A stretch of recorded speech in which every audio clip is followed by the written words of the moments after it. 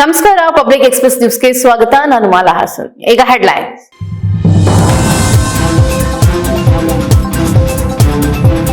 ಜಿಲ್ಲಾ ಕಾರ್ಯನಿರತ ಪತ್ರಕರ್ತರ ಸಂಘದ ಚುನಾವಣೆ. ನೂತನ ಅಧ್ಯಕ್ಷರಾಗಿ ಜೆಆರ್ ಕೆಂಚೇಗೌಡ ಸೇರಿದಂತೆ ಪದಾಧಿಕಾರಿಗಳು ಹಾಗೂ ಕಾರ್ಯಕಾರಿ ಸಮಿತಿ ಆಯ್ಕೆ. ಸಂಘವನ್ನ ಮತ್ತಷ್ಟು ಸದೃಢವಾಗಿ ಕಟ್ಟಲು ಎಲ್ಲರೂ ಸಹಕಾರ ನೀಡುವಂತೆ ಜೆಆರ್ ಕೆಂಚೇಗೌಡ ಮನವಿ.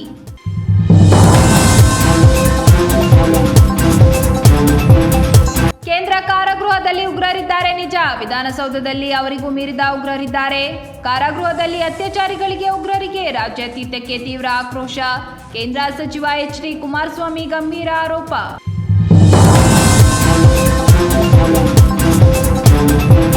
ನೀವು ಗೂಡ್ಸೆಯನ್ನ ದೇವರಂತೆ ಪೂಜಿಸುವವರು, ಗಾಂಧೀಜಿಯನ್ನ ಕೊಂದಂತವರು, 40 ವರ್ಷಗಳ ರಾಜಕೀಯದಲ್ಲಿ ಅನುಭವ ಇರುವ ಶಿವರಾಂ ವಿರುದ್ಧ ಮಾತನಾಡುವುದು ತರವಲ್ಲ. ಬೇಲೂರು ಕೆಡಿಪಿ ಸಭೆಯಲ್ಲಿ ಶಾಸಕರ ಹಾಗೂ ಕೆಡಿಪಿ ನಾಮಿನಿ ಸದಸ್ಯರ ನಡುವೆ ತೀವ್ರ ವಾಗ್ದಾಳಿ.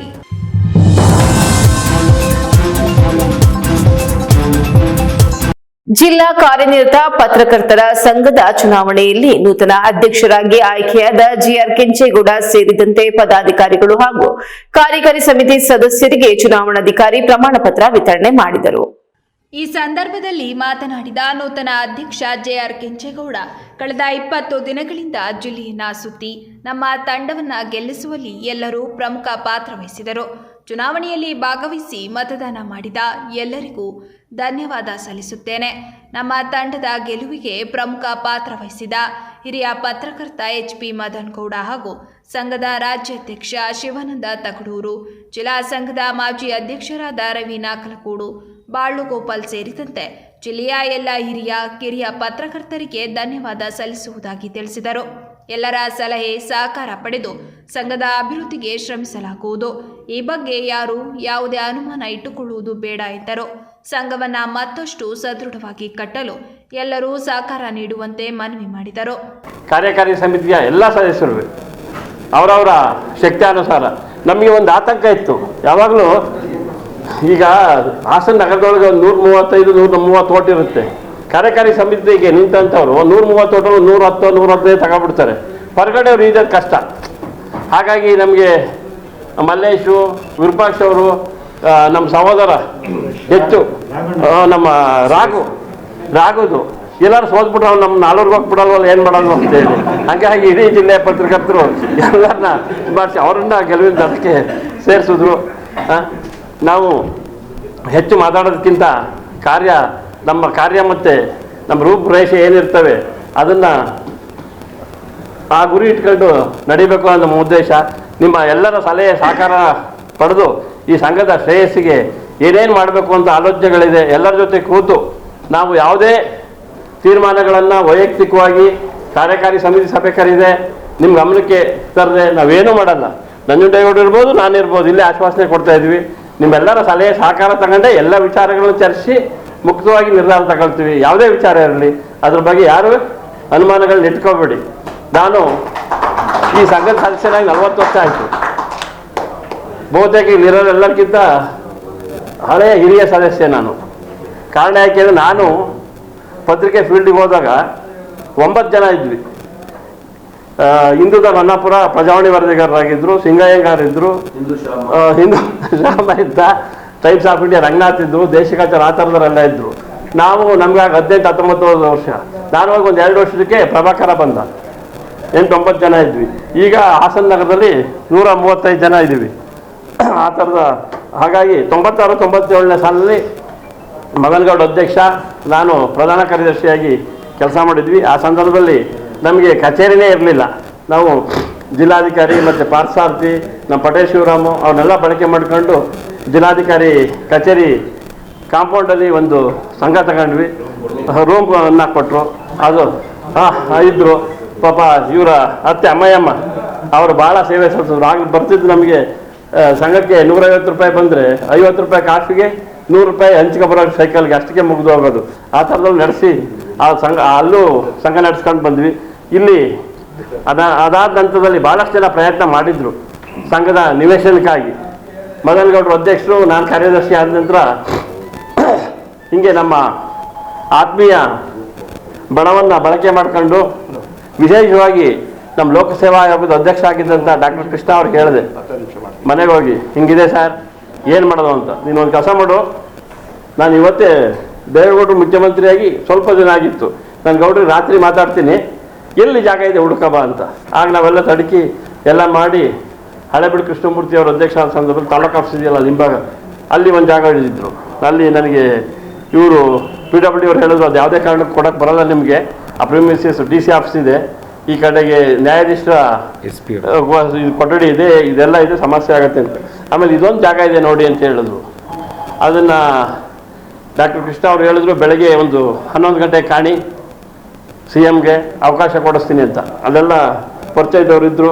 ಹಾಗಾಗಿ ಹೋಗಿ ನಾವು ಭೇಟಿ ಆದ ತಕ್ಷಣವೇ ಬನ್ನಿ ನಮ್ಮೂರಿನವ್ರು ಬಂದಿದ್ದೀರಿ ಎಂದು ಅಲ್ಲಿಗೆ ಲೋಕೋಪಯೋಗಿ ಇಲಾಖೆ ಪ್ರಧಾನ ಕಾರ್ಯದರ್ಶಿಯವ್ರನ್ನ ಕರೆಸಿ, ಕಂದಾಯ ಇಲಾಖೆ ಪ್ರಧಾನ ಕಾರ್ಯದರ್ಶಿಯವ್ರನ್ನ ಕರೆಸಿ, ನೋಡಿ ನಮ್ಮ ಹುಡುಗರಿಬ್ಬರು ಬಂದಿದ್ದಾರೆ, ಈಗ ಆದೇಶ ಮಾಡಬೇಕು.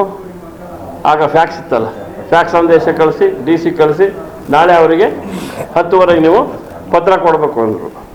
ಆಯಿತು, ನಮಗೆ ಸಂತೋಷ, ಎಷ್ಟು ಕಟ್ತೀರಪ್ಪ ದುಡ್ಡು ಅಂದರು. ನಮ್ಮ ಮದನ್ ಗೌಡ್ರು ಇದ್ದರು, ಒಂದು 85,000 ಇದೆ ಸರ್. ನಾನು ಸುಳ್ಳು 2,000 ಇವರು, ಅಷ್ಟಿಲ್ಲ, ಒಂದು 25-30, ಆಯ್ತಪ್ಪ ಒಂದು 30-35,000 ಕಟ್ಟಿ ಅಂತ. ಮಾರನೇ ದಿನನೇ ಬಂದು ಈ ಸಂಘದ ನೋಂದಣಿ ಮಾಡಿಸಿ ಪತ್ರ ನಾನೇ ಇಟ್ಕೊಂಡಿದ್ದೆ. ಎಲ್ಲಿ ತನಕ ಶಿವಾನಂದ ಅಧ್ಯಕ್ಷ ಆಗೋ ತನಕ ನನ್ನ ಹತ್ರನೇ ಇತ್ತು. ಸಂಘ ಡಾಕ್ಯುಮೆಂಟ್ ಯಾರಿಗೂ ಕೊಟ್ಟಿರಲಿಲ್ಲ ನಾನು. ಯಾವ ಕಾರಣಕ್ಕೆ ಅಂದರೆ ಕೆಲವರು ಇಲ್ಲಿ ಕಮರ್ಷಿಯಲ್ ಮಾಡೋಣ ಅನ್ನೋರು, ಕೆಲವರು ಬಿಲ್ಡಿಂಗ್ ಹಂಗಾಗ್ಬೇಕು ಹಿಂಗಾಗ್ಬೇಕು ಅಂದರು. ಆಮೇಲೆ ಸಂಘದ ಯಾವತ್ತು ಕೊಟ್ಟಿದ್ದಾರೆ ಶಿವಾನಂದ ಅಧ್ಯಕ್ಷ ಆಗಿ ನಮ್ಮ ಶಿವಕುಮಾರ್ ಕಣಸೋಗಿ ಅವರು ನಮ್ಮ ಮನೆಗೆ ಬಂದು ಬಿಲ್ಡಿಂಗ್ ಪ್ಲ್ಯಾನ್ ತೋರಿಸಿ, ನೀವು ಹೇಳ್ದಂಗೆ ಕಮರ್ಷಿಯಲ್ ಆಗಲ್ಲ, ಇದು ಕೊಡಿ ಅಂತ ಹೇಳಿದ್ಮೇಲೆ ನಾನು ನಮ್ಮ ಹರೀಶ್ ಅವರಿದ್ದರು, ಕೋಟೆ ಹರೀಶ್ ಕೋಟೆ, ಅವ್ರ ಹತ್ರ ದಾಖಲೆ ಇತ್ತು. ಆಗ ಅವ್ರಿಗೆ ಫೋನ್ ಮಾಡಿ ದಾಖಲೆ ಎಲ್ಲ ಕೊಟ್ಬಿಡಿ ಶಿವಾನಂದ್ ಅವ್ರ ಹತ್ರ ಅಂತ ಹಸ್ತಾಂತರಿಸಿದ ಮೇಲೆ ಶಿವಾನಂದ್ ಒಂದು ಭದ್ರ ಬುನಾದಿಯನ್ನು ಹಾಕಿದ್ರು. ಹಾಗಾಗಿ ಇದು ಎಲ್ಲರಿಗೂ ಗೊತ್ತಿರ್ತಕ್ಕಂಥ ಬೆಳವಣಿಗೆ. ಈಗ ಎಲ್ಲರೂ ಒಟ್ಟಿಗೆ ಇದ್ವಿ. ನಂಜುಂಡೇಗೌಡರಿಗೆ ಒಂದು ಶಕ್ತಿ ಇದೆ, ಪ್ರಮೋದ್ ಅವ್ರಿಗೆ ಒಂದು ಶಕ್ತಿ ಇದೆ, ಎಲ್ಲರಿಗೂ ಒಂದೊಂದು ಥರ ಶಕ್ತಿ ಇದೆ. ರವಿ ನಾಟಗೂಡ ಅವ್ರಿಗೆ ಒಂದು ರೀತಿ ಶಕ್ತಿ ಇದೆ, ಮದನ್ ಗೌಡ್ರಿಗೆ, ಎಲ್ಲರನ್ನೂ ಬಳಕೆ ಮಾಡ್ಕೊಂಡು ಒಂದು ಸಂಘನ ಮತ್ತಷ್ಟು ಸದೃಢ ಕೊಟ್ಟೋಣ. ನೀವೆಲ್ಲರೂ ನಮ್ಮ ಜೊತೆ ಇರಿ ಅಂತ ಕೇಳ್ಕೊಂಡು ನನ್ನ ಮಾತನ್ನು ಮುಗಿಸ್ತೀನಿ. ನಮಸ್ಕಾರ. ಈ ಸಂದರ್ಭದಲ್ಲಿ ಜಿಲ್ಲಾ ಚುನಾವಣಾ ಅಧಿಕಾರಿ ರಾಜೇಶ್, ಸಹಾಯಕ ಚುನಾವಣಾ ಅಧಿಕಾರಿ ಮೋಹನ್ ಕಣ್ತೂರು, ಮಾಜಿ ಅಧ್ಯಕ್ಷರಾದ ಬಾಳು ಗೋಪಾಲ್, ರವಿ ನಾಕಲಗೂಡು, BR ಉದಯ್ ಕುಮಾರ್ ಸೇರಿದಂತೆ ಪತ್ರಕರ್ತರು ಉಪಸ್ಥಿತರಿದ್ದರು.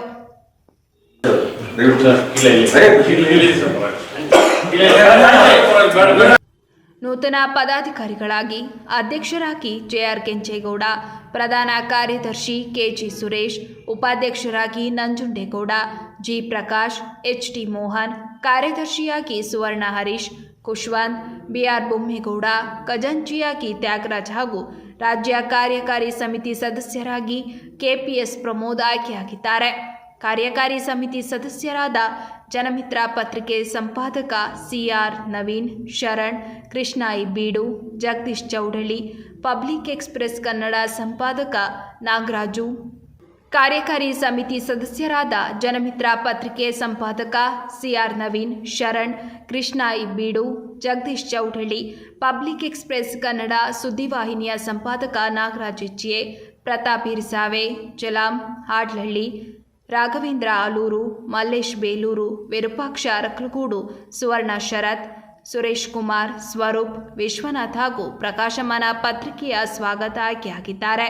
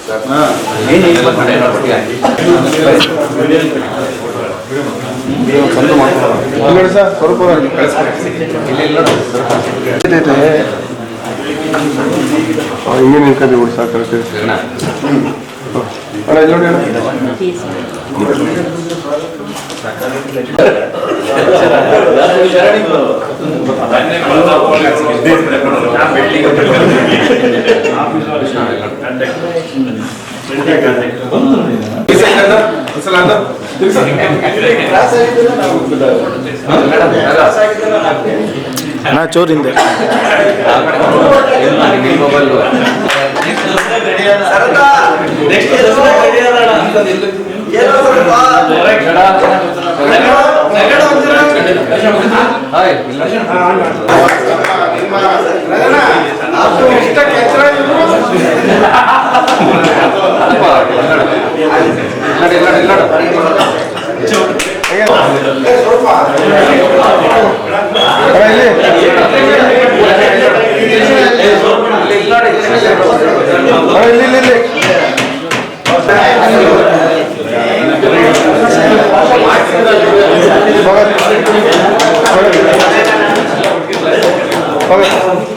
ಅವರ ನೇತೃತ್ವದ ಒಂದು ತಂಡ ಅಭೂತಪೂರ್ವವಾದಂತಹ ಜಯವನ್ನು ಗಳಿಸುವುದರ ಮೂಲಕ ಕರ್ನಾಟಕದಲ್ಲಿ ಏನು ಶಿವಾನಂದ ತಗಡೂರವರ ನಾಯಕತ್ವದಲ್ಲಿ ರಾಜ್ಯ ಸಂಘ ನಡೀತಾ ಇದೆ, ಮದನಗೌಡರ ನಾಯಕತ್ವದಲ್ಲಿ ಅವರು ಕೂಡ ಭಾಗಿಯಾಗಿದ್ದಾರೆ. ಅದೇ ರೀತಿ ಜಿಲ್ಲೆಯಲ್ಲಿ ಇರ್ತಕ್ಕಂಥ ಎಲ್ಲ ಹಿರಿಯರು, ಈ ಹಿಂದಿನ ಎಲ್ಲ ಮಾಜಿ ಅಧ್ಯಕ್ಷರುಗಳು, ಈಗಿರ್ತಕ್ಕಂಥವ್ರು ಎಲ್ಲೇ ಇರ್ತಕ್ಕಂಥವ್ರು ಕೂಡ ಈ ಸಂಘಕ್ಕೆ ಒಂದು ದೊಡ್ಡ ಬುನಾದಿಯನ್ನ ಹಾಕಿದ್ರ ಪರವಾಗಿ ಹಾಸನ ಜಿಲ್ಲಾ ಕಾರ್ಯನಿರ್ವಾಹಕ ಪತ್ರಕರ್ತರ ಸಂಘ ಇಷ್ಟೊಂದು ಗಟ್ಟಿಮುಟ್ಟಾಗಿ ಸಂಘಟನಾತ್ಮಕವಾಗಿ ಹೆಸರು ಮಾಡಲಿಕ್ಕೆ ಸಾಧ್ಯವಾಗಿದೆ.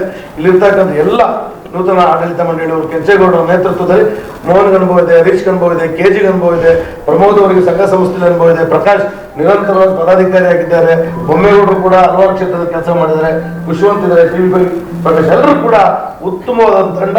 ನೂತನ ಆಡಳಿತ ಮಂಡಳಿಗೆ ಹೊಸ ನೂತನ ಯುವಕರ ತಂಡವನ್ನ ಮುಂದಿನ ದುರಾಲೋಚನೆಯನ್ನು ಹೊಂದಿರತಕ್ಕಂಥ ಅತ್ಯುತ್ತಮವಾದಂತಹ ಪತ್ರಕರ್ತರ ತಂಡವನ್ನ ಒಳಗೊಂಡಂತೆ ಇವತ್ತು ಅತ್ಯಂತ ಸಂತೋಷದಾಯಕವಾದಂತಹ ಒಂದು ಟೀಮ್. ನಮ್ಮ ಟೀಮ್ ಇಲ್ಲಿ ಇಂಡಿಯನ್ ಟೀಮ್ ಹೆಂಗೆ ರೆಡಿ ಇದೆ ಹಂಗೆ ನಮ್ಮ ಹಾಸನ ಜಿಲ್ಲಾ ಪತ್ರಕರ್ತರ ಟೀಮ್ ತಂಡ ಇವತ್ತು ಕೆಂಚೇಗೌಡ ನೇತೃತ್ವದಲ್ಲಿ ರೆಡಿಯಾಗಿದೆ. ಉತ್ತಮವಾದ ಕೆಲವರು ಎಷ್ಟು ದಿನ ಇದ್ರೂ ಮುಖ್ಯ ಅಲ್ಲ, ಮಾತಾಡೋಕೆ ಹೇಳ್ತಾರೆ. ಏನು ಕೆಲಸವನ್ನು ಮಾಡಿ ನಾವು ಸಮಾಜಕ್ಕೆ ಏನು ಸಾಕ್ಷಿ ಗುಡ್ಡೆಯನ್ನು ಕೊಡ್ತೀವಿ ಅದು ಮಾತ್ರ ಜನ ಯಾವಾಗಲೂ ಕೂಡ ನೆನೆಸ್ತೀವಿ. ಶಿವಾನಂದ ಅವರ ಹೆಸರನ್ನ ಯಾಕೆ ಯಾವಾಗ ಹೇಳ್ತೀವಿ ಅಂದ್ರೆ ಇಲ್ಲಿ ಒಂದು ದೊಡ್ಡ ಸೂರ್ಯನ ಕರ್ನಾಟಕ ರಾಜ್ಯದಲ್ಲಿ ಅತ್ಯುತ್ತಮವಾಗಿ ಮಾಡ್ಕೊಡ್ತಾರೆ, ಹಂಗಾಗಿ ಅವ್ರು ಹೇಳ್ತೀವಿ. ಅದಕ್ಕೆ ಎಲ್ಲರೂ ಕೆಲಸ ಮಾಡಿದ್ದಾರೆ. ನಾನು ಮಾಡಿದ ಕೆಲಸ ನಾನು ಹೇಳ್ಕೊಂಡ್ರೆ ಯಾವಾಗಲೂ ಕೂಡ ಅಸಹ್ಯ ಆಗುತ್ತೆ. ನಾನು ಮಾಡಿದ ಕೆಲಸ ಯಾವತ್ತು ನಾನು ಹೇಳಬಾರ್ದು, ಬೇರೆಯವರು ಹೇಳಬೇಕು. ಆ ನಿಟ್ಟಿನಲ್ಲಿ ಎಲ್ಲರೂ ಕೂಡ ನಾವು ಮಾಡೋ ಕೆಲಸ ಹೇಳ್ಬಾರ್ದು. ಪತ್ರಕರ್ತರು ಮಾತಾಡಬೇಕು. ಜಿಲ್ಲೆ ಪ್ರವಾಸ ಹೋದಾಗ ಹೆಂಗೆ ಶಿವಾನಂದ ಅವರ ಹೆಸರನ್ನು ಹೇಳ್ತಾರಂಗೆ ಬೇರೆ ಬೇರೆ ಕೆಲಸ ಮಾಡಿದ ಹೆಸರು ಹೇಳ್ತಾರೆ ಅಂತ ಹೇಳ್ತಾ ಮತ್ತು ಕೆಂಚೇಗೌಡರ ನೇತೃತ್ವದಲ್ಲಿ ನಮ್ಮದೊಂದು ಕೋರಿಕೆ ಇದೆ. ಎಲ್ಲರೂ ಕೂಡ ಅವ್ರಿಗೆ ಕೈ ಜೋಡಿಸೋಣ. ಇಲ್ಲೇನು ಯಾರು ಇಲ್ಲಿ ಲಾಭ ಮಾಡೋದಕ್ಕೆ ಯಾವುದೇ ರೀತಿಯ ವ್ಯವಸ್ಥೆ ಇಲ್ಲ, ಯಾವುದೇ ರೀತಿಯ ಕಮರ್ಷಿಯಲ್ ಕಾಂಪ್ಲೆಕ್ಸ್ ಇಲ್ಲ, ಪ್ರತಿ ತಿಂಗಳು ಬಾಡಿಗೆನೂ ಬರಲ್ಲ. ಬರುವಂತಹ ಪತ್ರಿಕಾಗೋಷ್ಠಿಯಲ್ಲಿ ಅಷ್ಟೇ ಪತ್ರಕರ್ತರ ಸಂಘವನ್ನು ನಿರ್ವಹಣೆ ಮಾಡಬೇಕಾಗಿದೆ. ಅದ್ರ ಜೊತೆಗೆ ಇಲ್ಲಿರ್ತಕ್ಕಂಥ ಎಲ್ಲ ಶಕ್ತಿಯುತರು ಒಂದಾಗಿ ಏನು 2 ಕೋಟಿ ಮಾಡ್ತೀವಿ 5 ಕೋಟಿ ಮಾಡ್ತೀವಿ ಅಂತ ಹೇಳೋದು ಬೇಡ. ಈಗಾಗಲೇ 33 ಲಕ್ಷ ನಮ್ಮ ಕ್ಷೇಮಾಭಿವೃದ್ಧಿನಲ್ಲಿ ಈ ಹಿಂದೆ ಪ್ರಸನ್ನ ಅವರು ಅಧ್ಯಕ್ಷರಾಗಿರ್ತಕ್ಕಂಥ ಸಂದರ್ಭದಲ್ಲಿ ಅವರ ತಂಡ ನೋಡಿ, ಪ್ರಸನ್ನ ಅವರು ಇಲ್ಲ ಯಾವತ್ತೂ ನಮ್ಮ ಹೆಸರು ಹೇಳಿದ್ರು ನೋಡಿ, ನಾವು ಹೇಳ್ತೀವಿ ಪ್ರಸನ್ನ ಅವರ ತಂಡ ಇದ್ದದ್ದು ಅವರ ಪದಾಧಿಕಾರಿಗಳು 30 ಲಕ್ಷ ಅವರ ಕ್ಷೇಮಾಭಿವೃದ್ಧಿಗೆ ಇಟ್ಟರು. ಅದೇ ರೀತಿ ಕೆಂಚೇಗೌಡ ನೇತೃತ್ವದ ಎಲ್ಲರೂ ಸೇರಿ ಅವರು ಸಂಘದಿಂದ ಕೆಳಗಿಳಿಯುವುದರೊಳಗೆ ಕನಿಷ್ಠ 1 ಕೋಟಿಯನ್ನಾದ್ರೂ ಕೂಡ ಕ್ಷೇಮಾಭಿವೃದ್ಧಿಗೆ ಇಟ್ಟಿದೆ. ಆದರೆ ನಮ್ಮ ಪತ್ರಕರ್ತರು ಅಲ್ಲಿ ಇಲ್ಲಿ ಹೋಗಿ ಕೈ ಚಾಚುವುದು, ಸಂಘದ ಲೆಟರ್ ಹಿಡ್ಕೊಂಡು ಹೋಗಿ ಇನ್ನೊಂದು ಕೇಳುವಂಥದ್ದು ಬೇಡ. ಯಾರಿಗಾರು ಅನಾರೋಗ್ಯ ಆಯ್ತು, ಸ್ಕೂಲ್ ಸೇರ್ಸಕ್ಕಿಲ್ಲ, ಯಾವುದೋ ಒಂದು ಮಗಳು ಮದುವೆ ಆಗುತ್ತೆ, ಸಂಘದಿಂದ ಇಮಿಡಿಯೇಟ್ ಆಗಿ ಅಧ್ಯಕ್ಷ ವೇತನಲ್ಲಿ ಒಂದು 50,000 ಲಕ್ಷವನ್ನ ಕೊಡುವಂತ ಪರಿಸ್ಥಿತಿ ವಾತಾವರಣ ನಿರ್ಮಾಣ ಆಗ್ಲಿ ಅಂತ ಹೇಳಿ ನಾನು ಮತ್ತೊಮ್ಮೆ ಹೇಳ್ತಾ ಎಲ್ಲರಿಗೂ ನಾನು ತುಂಬ ಹೃದಯದ ಅಭಿನಂದನೆ. ಕಾರಾಗೃಹದಲ್ಲಷ್ಟೇ ಭಯೋತ್ಪಾದಕರಿಲ್ಲ, ಅದಕ್ಕಿಂತ ಹೆಚ್ಚು ಅಪಾಯಕಾರಿ ಭಯೋತ್ಪಾದಕರು ವಿಧಾನಸೌಧದಲ್ಲಿಯೇ ಇದ್ದಾರೆ ಎಂದು ಕೇಂದ್ರ ಸಚಿವರಾದ ಎಚ್.ಡಿ. ಕುಮಾರಸ್ವಾಮಿ ಟೀಕಿಸಿದ್ದಾರೆ. ಪರಪ್ಪನ ಅಗ್ರಹಾರ ಕಾರಾಗೃಹದಲ್ಲಿ ಸರಣಿ ಅತ್ಯಾಚಾರಿ ಹಾಗೂ ಉಗ್ರರಿಗೆ ಮೊಬೈಲ್ ಫೋನ್ ಸೌಲಭ್ಯ ಸೇರಿ ರಾಜಾತಿಥ್ಯ ಕಲ್ಪಿಸಿರುವ ಬಗ್ಗೆ ತೀವ್ರ ಸಿಡಿಮಿಡಿಗೊಂಡಿರುವ ಕೇಂದ್ರ ಸಚಿವರಾದ ಎಚ್.ಡಿ. ಕುಮಾರಸ್ವಾಮಿ ಅವರು ಕಾರಾಗೃಹದಲ್ಲಿ ಅಷ್ಟೇ ಭಯೋತ್ಪಾದಕರಿಲ್ಲ, ಅದಕ್ಕಿಂತಲೂ ಅಪಾಯಕಾರಿ ಭಯೋತ್ಪಾದಕರು ವಿಧಾನಸೌಧದಲ್ಲಿಯೇ ಇದ್ದಾರೆ ಎಂದು ಟೀಕಿಸಿದರು. ಜೆಡಿಎಸ್ ಪಕ್ಷದ ರಾಜ್ಯ ಕಚೇರಿ ಜೆಪಿ ಭವನದಲ್ಲಿ ಇಂದು ಮಾಧ್ಯಮಗಳು ಕೇಳಿದ ಪ್ರಶ್ನೆಗೆ ಖಾರವಾಗಿ ಪ್ರತಿಕ್ರಿಯಿಸಿದ ಸಚಿವರು, ಕೇಂದ್ರ ಕಾರಾಗೃಹದಲ್ಲಿ ವಿಚಾರಣಾಧೀನ ಕೈದಿಗಳಿಗೆ ಹಾಗೂ ಶಿಕ್ಷೆಗೆ ಗುರಿಯಾಗಿರುವ ಕುಖ್ಯಾತ ಪಾತಕಿಗಳಿಗೆ ಜೈಲು ಸಿಬ್ಬಂದಿ ರಾಜಾತಿಥ್ಯ ನೀಡುತ್ತಿರುವುದು ನಾಚಿಕೆಗೇಡು ಎಂದರು. ಭಯೋತ್ಪಾದಕರು ಕೇವಲ ಕಾರಾಗೃಹದಲ್ಲಿ ಮಾತ್ರವಷ್ಟೇ ಅಲ್ಲ, ಅವರಿಗಿಂತ ಅಪಾಯಕಾರಿ ಭಯೋತ್ಪಾದಕರು ವಿಧಾನಸೌಧದಲ್ಲಿಯೂ ಇದ್ದಾರೆ. ಅವರು ಯಾರು ಎನ್ನುವುದು ನನಗಿಂತ ಹೆಚ್ಚಾಗಿ ನಿಮಗೆ ಗೊತ್ತಿದೆ ಎಂದು ಮಾಧ್ಯಮ ಪ್ರತಿನಿಧಿಗಳನ್ನು ಉದ್ದೇಶಿಸಿ ಸಚಿವರು ಹೇಳಿದರು. ರಾಜ್ಯದ ಜನ ಈ ಬಗ್ಗೆ ಹಾದಿ ಬೀದಿಯಲ್ಲಿ ಮಾತನಾಡುತ್ತಿದ್ದಾರೆ. ಪರಪ್ಪನ ಅಗ್ರಹಾರದಲ್ಲಿ ಉಗ್ರರಿಗೆ ರಾಜಾತಿಥ್ಯ ಕೊಡಲಾಗುತ್ತಿದೆ ಎನ್ನುವುದು ಹಳೆಯ ವಿಚಾರವಲ್ಲ. ಹಿಂದೆ ಇದೇ ವಿಷಯದ ಬಗ್ಗೆ 2 ಹಿರಿಯ IPS ಅಧಿಕಾರಿಗಳು ಕಿತ್ತಾಡಿಕೊಂಡಿದ್ದರು. ಆಮೇಲೆ ಇಂದೊಂದು ಪ್ರಕರಣದಲ್ಲಿ ಸ್ವತಃ ನ್ಯಾಯಾಲಯಗಳೇ ಇಂಥ ಕೃತ್ಯಗಳಲ್ಲಿ ಭಾಗಿಯಾಗಿದ್ದ ಜೈಲು ಸಿಬ್ಬಂದಿಗೆ ಕಠಿಣ ಎಚ್ಚರಿಕೆ ನೀಡಿತ್ತು. ಅದಾದ ನಂತರ ಮತ್ತೆ ಅಂಥವೇ ಪ್ರಕರಣಗಳು ಜೈಲಿನಲ್ಲಿ ಮರುಕಳಿಸುತ್ತಿವೆ ಎಂದು ಕೇಂದ್ರ ಸಚಿವರು ಕಳವಳ ವ್ಯಕ್ತಪಡಿಸಿದರು. ಈಗ ಪರಪ್ಪನಗರದ ಅಲ್ಲಿರ್ತಕ್ಕಂಥ ಹಲವಾರು ರೀತಿಯ ಅಪರಾಧ ಮಾಡಿರ್ತಕ್ಕಂಥವರ ರಕ್ಷಣೆಗೆ ಎಲ್ಲ ರೀತಿಯ ಸೌಲಭ್ಯಗಳನ್ನು ಕೊಟ್ಟಿರ್ತಕ್ಕಂಥವ್ರ ಬಗ್ಗೆ ಕಳೆದ 3-4 ದಿವಸದಿಂದ ಚರ್ಚೆಯನ್ನು ಪ್ರಾರಂಭ ಆಗಿದೆ. ಇದು ಏನು ಹೊಸದಾಗೇನು ನಡೀತಾ ಇರೋದಲ್ಲ. ಈಗಾಗಲೇ ಹಿಂದೆ ಇಬ್ಬರು ಹಿರಿಯ ಅಧಿಕಾರಿಗಳ ಬಗ್ಗೆ ಅವರಿಬ್ಬರಲ್ಲಿ ಒಂದು ಘರ್ಷಣೆ ಆದಂಥದ್ದೇನಿದೆ. ಇಬ್ಬರು ಅಧಿಕಾರಿಗಳ ವಿಷಯದಲ್ಲಿ ಅವರೇನು ಜೈಲಿನಲ್ಲಿ ಜವಾಬ್ದಾರಿ ನಿರ್ವಹಣೆ ಮಾಡಬೇಕಾದ್ರೆ ಅಲ್ಲಿ ಇರ್ತಕ್ಕಂಥ ವೈಫಲ್ಯಗಳ ಬಗ್ಗೆ ಇಬ್ಬರು ಅಧಿಕಾರಿಗಳ ನಡುವೆ ದೊಡ್ಡ ಮಟ್ಟದ ರಾಜಕಾರಣ ಆಯಿತು. ಈಗ ನೀವು ಪರಪ್ಪನಗರದಲ್ಲಿ ಇರ್ತಕ್ಕಂಥ ಟೆರರಿಸ್ಟ್ ಬಗ್ಗೆ ಚರ್ಚೆ ಮಾಡ್ತೀರಿ, ವಿಧಾನಸೌಧದಲ್ಲಿ ಇರ್ತಕ್ಕಂಥ ಟೆರರಿಸ್ಟ್ ಬಗ್ಗೆ ಚರ್ಚೆ ಯಾರು ಮಾಡ್ತಾ ಇಲ್ವಲ್ಲ. ವಿಧಾನಸೌಧದಲ್ಲಿ ಟೆರರಿಸ್ಟ್ಗಳನ್ನ ಇಟ್ಕೊಂಡು ಪರಪ್ಪನಗರದ ಟೆರರಿಸ್ಟ್ ಬಗ್ಗೆ ಏನು ಚರ್ಚೆ ಮಾಡ್ತೀರಿ? ಅದರಿಂದ ಇವತ್ತು ಗೃಹ ಸಚಿವರು ಏನೋ ತನಿಖೆ ಮಾಡ್ತೀನಿ ಅಂತ ಹೇಳವ್ರೆ, ಸತ್ಯಾಸತ್ಯತೆ ತಿಳ್ಕೊತೀನಿ ಅಂದವ್ರೆ. ಅವ್ರಿಗೆ ಗೊತ್ತಿಲ್ವ ಪರಮೇಶ್ವರ್ ಅವರಿಗೆ ಅಲ್ಲೇನು ನಡೀತಿದೆ ಅಂತೇಳಿ?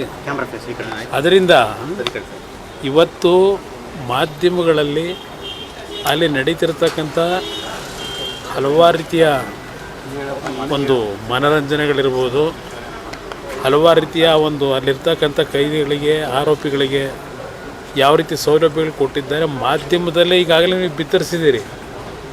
ಇಷ್ಟೆಲ್ಲ ರಾಜ್ಯದ ಜನತೆ ಮುಂದೆ ಇದೆಲ್ಲವನ್ನು ಪ್ರದರ್ಶನ ಮಾಡಿ ಯಾರ ಬಗ್ಗೆ ಯಾವ ವಿಷಯಕ್ಕೆ ತನಿಖೆ ಮಾಡ್ತೀರಿ ನೀವು? ನಿಮ್ಮ ಕಣ್ಣು ಮುಂದೆ ನಡೀತಿರ್ತಕ್ಕಂಥದ್ದು ಮಾಧ್ಯಮದಲ್ಲಿ ಈಗಾಗಲೇ ವಿಡಿಯೋಗಳೆಲ್ಲ ಹೊರಗೆ ಬಂದಿದೆ. ತನಿಖೆ ಮತ್ತೆ ಮಾಡಿ ಏನು ಮಾಡ್ತೀರಿ? ಸುಮ್ಮನೆ ಕಾಲ ತಳ್ಳೋದಕ್ಕೆ ಈಗ ಇರ್ತಕ್ಕಂಥದ್ದನ್ನು ಮರವಿಗೆ ಒಂದು ಸಮಯ ವ್ಯರ್ಥ ಮಾಡ್ತಕ್ಕಂಥದ್ದು ನಿಮ್ಮ ಈ ತನಿಖೆಯ ಹಿನ್ನೆಲೆ ಅಂತಕ್ಕಂಥದ್ದು ನನ್ನ ಮುಖ್ಯಮಂತ್ರಿಗಳು ಕೇಳಿ, ಗೃಹ ಸಚಿವರನ್ನು ಕೇಳಿ ಏನಕ್ಕೆ ಅಂತ. ಇದೇ ಗೌರ್ಮೆಂಟಲ್ಲಿ ಹಿಂದೆ ಕೂಡ ದರ್ಶನ್ ಆರೋಪಿ ಆಗಿದ್ದ ಸಂದರ್ಭದಲ್ಲಿ ಅವ್ರ ರಾಯಲ್ ಟ್ರೀಟ್ಮೆಂಟ್ ಎಲ್ಲ ಇತ್ತು, ಆಗಲೂ ತನಿಖೆ ಮಾಡ್ತೀವಿ ಕ್ರಮ ಅಂತ ಹೇಳಿದ್ರು. ಈಗ ಅದಕ್ಕೆ ನಾನು ಹೇಳಿದ್ದು, ಇಲ್ಲಿ ಈ ಸರ್ಕಾರದ ವೈಫಲ್ಯಗಳೇನಿದೆ ಇದು ಪ್ರತಿನಿತ್ಯ ನೀವು ಕಾಣ್ತಾ ಇದ್ದೀರಿ. ಈ ಸರ್ಕಾರ ಸರಿಯಾದ ರೀತಿ ನಡೆದಿದ್ರೆ ಈ ಸರ್ಕಾರದಲ್ಲಿ ಇರ್ತಕ್ಕಂಥವ್ರು ಸ್ವಲ್ಪ ಅದೇನೋ ಇವ್ರು ಹೇಳೋರೆ ಯಾರು ಮುಖ್ಯಮಂತ್ರಿನೇ ಇರಬೇಕೇನೋ, BJP ಅವರಿಗೆ ಮಾನ ಇಲ್ಲ ಅಂತ ಹೇಳಿ. ಇವತ್ತು ಇವ್ರಿಗೇನಿದೆ ಅಂತ ಕೇಳ್ತೀನಿ ಮುಖ್ಯಮಂತ್ರಿಗೆ. ನೀವು ರಾಜ್ಯದ ಮುಖ್ಯಮಂತ್ರಿಯಾಗಿ ಅನುಭವ ಎಷ್ಟಿದೆ? ಇಂಥ ಅನುಭವ ಇಟ್ಕೊಂಡೆ ಇಲ್ಲಿ ಇಂಥದ್ದೆಲ್ಲ ನಡೆಯೋದನ್ನು ಭಾಳ ಲೈಟ್ರ್ ವೇನಲ್ಲಿ ತೆಗೆದುಕೊಂಡು ಏನು ಹೊರಟಿದ್ದೀರಿ ನೀವು? ಯಾವ ಕಾರಣಕ್ಕೆ ಇದನ್ನು ಇಷ್ಟೊಂದು ಅತ್ಯಂತ ಒಂದು ರೀತಿ ಲೈಟರ್ ವೇನಲ್ಲಿ ಏನೋ ನಡೆದೇ ಇಲ್ವೇನೋ ಅಂತಕ್ಕಂಥ ತಿನ್ನೋದು ಸಮಯ ತಿಳ್ಕೊತಾರಂತ ಲಘುವಾಗಿ ಮಾತು ನೆನ್ನೆ ನೋಡಿದೆ. ನನಗೇನು ವಿಷಯ ಗೊತ್ತಿಲ್ಲರಪ್ಪ, ನಾನು ತಿಳ್ಕೊಂಬಿಟ್ಟು ಆಮೇಲೆ ಹೇಳ್ತೀನಿ ಅಂತ.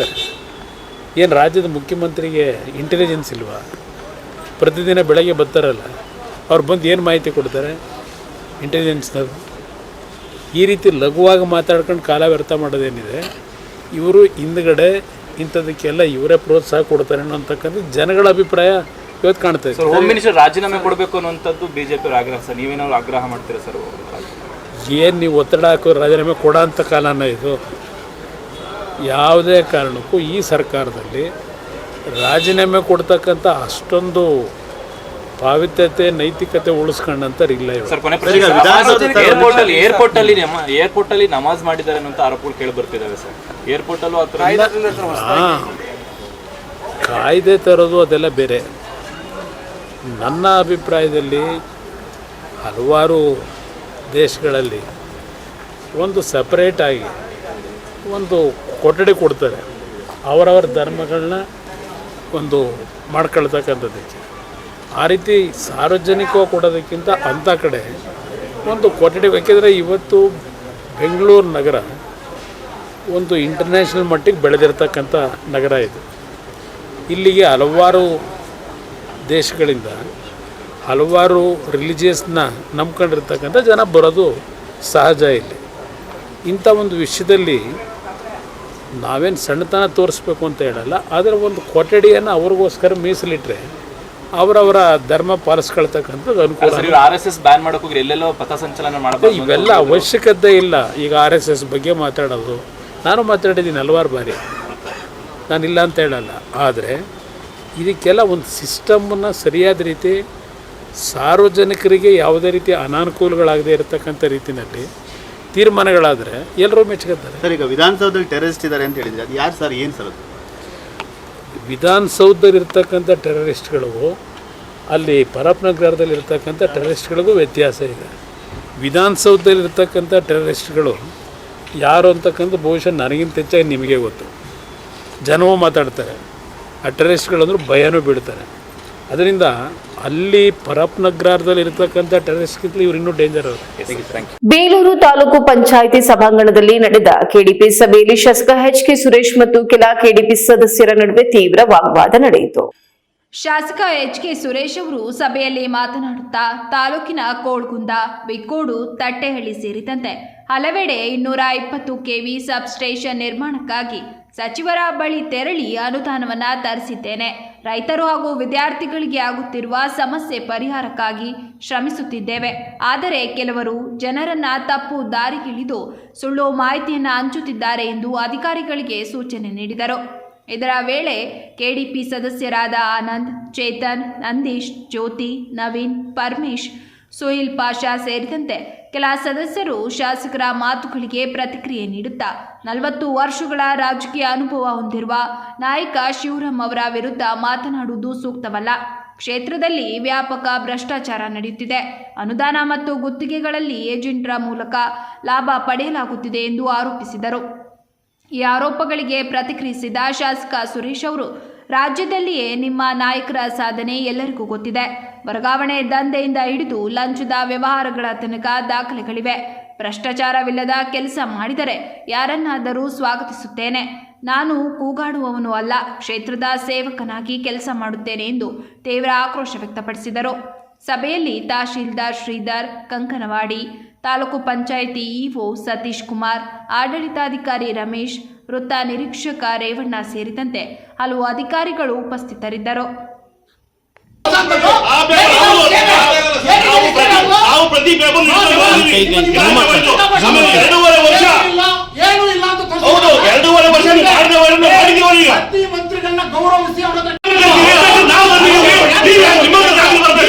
ಸರ್ಕಾರ ನಮ್ದಿದೆ, ಅಧ್ಯಕ್ಷರು ಬಂದಿದ್ದಾರೆ, ನಾವು ತರ್ತೀವಿ. ಹಕ್ಕುಬದ್ಧ ನನಗಿರೋದು, ಹಕ್ಕುಬದ್ಧ ನಿಮ್ಗೆ ಎಷ್ಟಿದೆ, ನಿಮ್ಮ ಶಾಸನ ಬಂದ ಹಕ್ಕು. ಈಗ ನೋಡಿ, ವೀರಶೈವ ಅಭಿವೃದ್ಧಿ ನಿಗಮ 4 ಕೋಟಿ ಕೊಟ್ಟಾರೆ, ನಿಮ್ ಶಾಸನ ಬಂದ ನಾವು ಅಧ್ಯಕ್ಷ ತಂದಿದ್ದೀವಿ, ಅದು ನಮ್ಮ ಹಕ್ಕು. ಆ ಹಕ್ಕನ್ನು ನಾವು ಪ್ರತಿಪಾದನೆ ಮಾಡ್ತೀವಿ. ನಾವು ಇಲ್ಲ ನೋ ಅಧ್ಯಕ್ಷರೇ, ನೀವು ನೋಡಿ, ನಾವು ತಂದಿರೋ ಕೆಲಸಗಳಿಗೆ ನೀವು ತಡೆ ಕೊಡ್ಬೋದು. ನೀವು ನಾನು ಇಲ್ಲಿ ಹಕ್ಕನ್ನ ರಚನೆ ಮಾಡ್ತಕ್ಕಂಥದ್ದು ನನಗೆ ಕೊಟ್ಟಿದ್ದಾರೆ, ನಾನು ಅದನ್ನ ಮಾಡ್ತೀನಿ. ಜವಾಬ್ದಾರಿ ನೀವು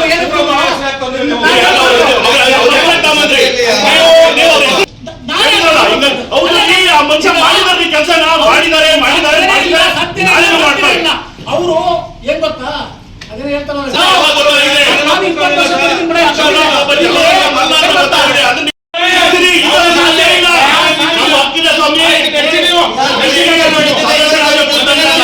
ಕೇಳ್ಕೊಳ್ಳಿ.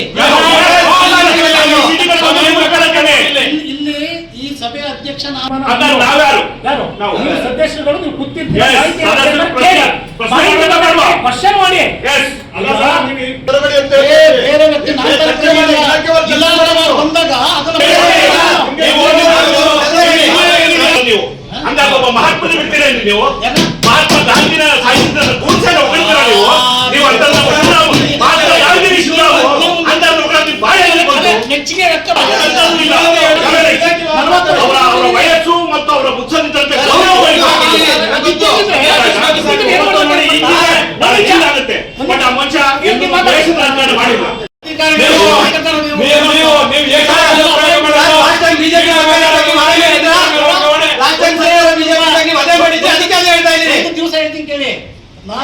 ನಿಮ್ಗೆ ನಂದು ನಂದು ನಂದು ಹೌದು ಹೌದು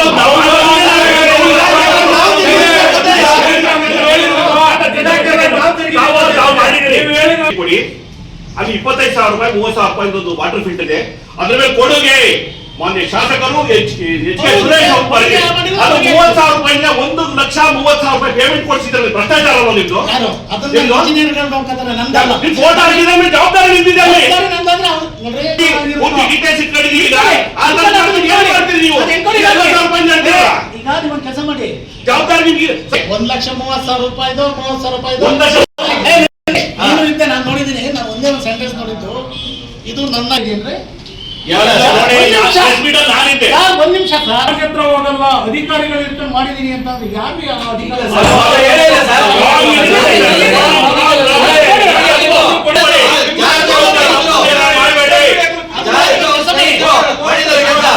ದಯಮಾಡಿ ಗೂಡ್ಸೆ ಅಧಿಕಾರಿಗಳೇ ಈ ವಿಚಾರನ ದಯಮಾಡಿ ಖಂಡಿಸ್ತೀವಿ, ನಾವು ಬಿಟ್ಬಿಡಿ.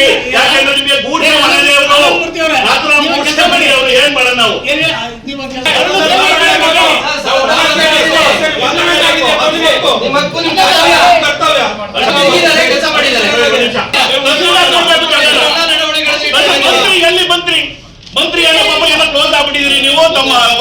ಬೇಲೂರಿನಲ್ಲಿ ಮುಸ್ಲಿಂ ಕುಟುಂಬ ಹಾಗೂ ಪುರಸಭೆ ಸಿಬ್ಬಂದಿಗಳ ನಡುವೆ ನಡೆದ ನಿವೇಶನ ವಿವಾದಕ್ಕೆ ತೆರೆ ಬಿದ್ದಿದ್ದು, ಮಾಜಿ ಶಾಸಕ ಶಿವರಾಂ ಅವರ ಮಧ್ಯಸ್ಥಿಕೆಯ ಮಾತುಕತೆ ಯಶಸ್ವಿಯಾಗಿದೆ. ಬೇಲೂರಿನಲ್ಲಿ ಮುಸ್ಲಿಂ ಕುಟುಂಬ ಮತ್ತು ಪುರಸಭೆ ಸಿಬ್ಬಂದಿಗಳ ನಡುವೆ ನಡೆದ ನಿವೇಶನ ವಿವಾದಕ್ಕೆ ತೆರೆ ಬಿದ್ದಿದ್ದು ಶಾಂತಿಪೂರ್ಣ ಪರಿಹಾರ ಕಂಡಿದೆ. ಬೇಲೂರು ನಗರದ ಒಕ್ಕಲಿಗರ ಕಲ್ಯಾಣ ಮಂಟಪ ರಸ್ತೆ ಖಾತೆ ನಂಬರ್ 33/66 ಮತ್ತು 23/21 ನಿವೇಶನದ ಅಳತೆಗೆ ಪುರಸಭೆಯ ಅಧಿಕಾರಿಗಳು ಸ್ಥಳ ಪರಿಶೀಲನೆಗೆ ಬಂದಿದ್ದಾಗ ಕುಸಿದ ಬೇಗಂ ಕುಟುಂಬ ವಿರೋಧ ವ್ಯಕ್ತಪಡಿಸಿ ಗಲಾಟೆ ಮತ್ತು ಕಲ್ಲು ತೂರಾಟ ನಡೆಸಿದ್ದರು. ಈ ಸಂದರ್ಭದಲ್ಲಿ ಸ್ಥಳದಲ್ಲಿ ಉದ್ವಿಗ್ನ ವಾತಾವರಣ ನಿರ್ಮಾಣವಾಗಿತ್ತು.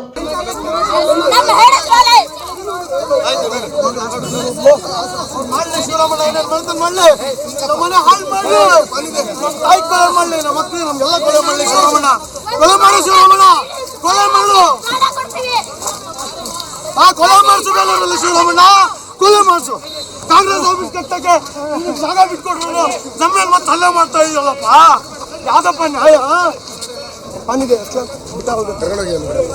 ಮುನ್ನಡೆಯಾಗಿ ಮಾಜಿ ಸಚಿವ ಬಿ ಶಿವರಾಂ ಕುಟುಂಬದೊಂದಿಗೆ ಮಾತುಕತೆ ನಡೆಸಿ ಶಾಂತಿಪೂರ್ಣ ಸಮಾಧಾನಕ್ಕೆ ಪರಿಹಾರ ಕಂಡು ಸಮುದಾಯದ ಮನಸ್ಸು ಗೆಲ್ಲುವಲ್ಲಿ ಯಶಸ್ವಿಯಾಗಿದ್ದಾರೆ.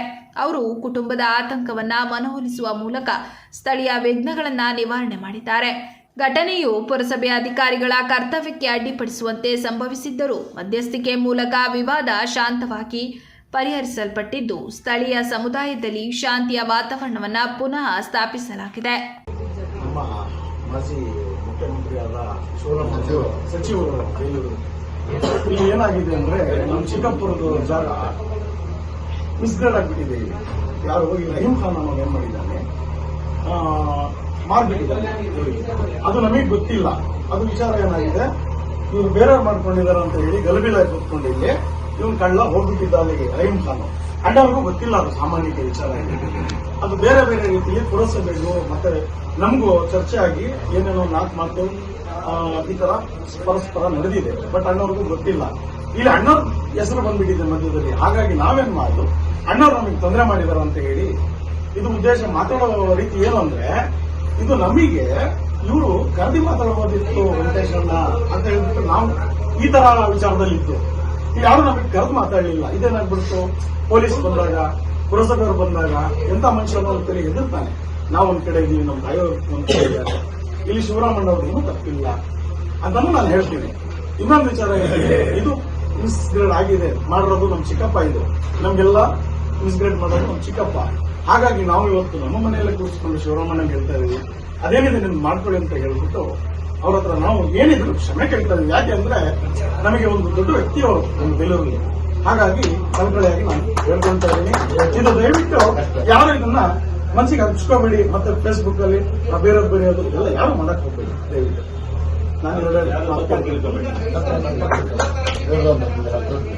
ಹಾಸನದಲ್ಲಿ ಆಟೋ ಚಾಲಕರ ಸಂಘದ ಸದಸ್ಯರು ಓಲಾ ಮತ್ತು ಊಬರ್ ಖಾಸಗಿ ಟ್ಯಾಕ್ಸಿ ಸಂಸ್ಥೆಗಳ ವಿರುದ್ಧ ತೀವ್ರ ಆಕ್ರೋಶ ವ್ಯಕ್ತಪಡಿಸಿ ಪ್ರತಿಭಟನೆ ನಡೆಸಿದರು. ಆಟೋ ಚಾಲಕರು ಜಿಲ್ಲಾಧಿಕಾರಿ ಕಚೇರಿಗೆ ಭೇಟಿ ನೀಡಿ ತಮ್ಮ ಸಮಸ್ಯೆಯನ್ನ ವಿವರಿಸಿದರು. ಮುಂದಿನ ದಿನಗಳಲ್ಲಿ ಖಾಸಗಿ ಟ್ಯಾಕ್ಸಿ ಸಂಸ್ಥೆಗಳು ಕಾನೂನು ವ್ಯವಸ್ಥೆಯನ್ನು ಹದಗೆಟ್ಟು ಸಾಗಿದರೆ ನಮ್ಮ ಜೀವನೋಪಾಯಕ್ಕೆ ತೀವ್ರ ಕಷ್ಟ ಉಂಟಾಗುತ್ತದೆ. ದಯಮಾಡಿ ನಮ್ಮ ಕುಟುಂಬ ಮತ್ತು ನಮ್ಮ ಆರ್ಥಿಕ ಸ್ಥಿತಿಗೆ ನ್ಯಾಯ ಒದಗಿಸಿ ಎಂದು ಮನವಿ ಸಲ್ಲಿಸಿದರು. ಜೊತೆಗೆ ರ್ಯಾಪಿಡೋ, ಓಲಾ, ಊಬರ್ ಸಂಸ್ಥೆಗಳ ವ್ಯಾಪಕ ಚಟುವಟಿಕೆಗಳು ಹಾಸನದ ಸ್ಥಳೀಯ ಆಟೋ ಚಾಲಕರ ಆದಾಯದಲ್ಲಿ ನೇರ ಹಾನಿ ಉಂಟು ಮಾಡುತ್ತಿದೆ ಎಂದು ಸೂಚಿಸಿದರು.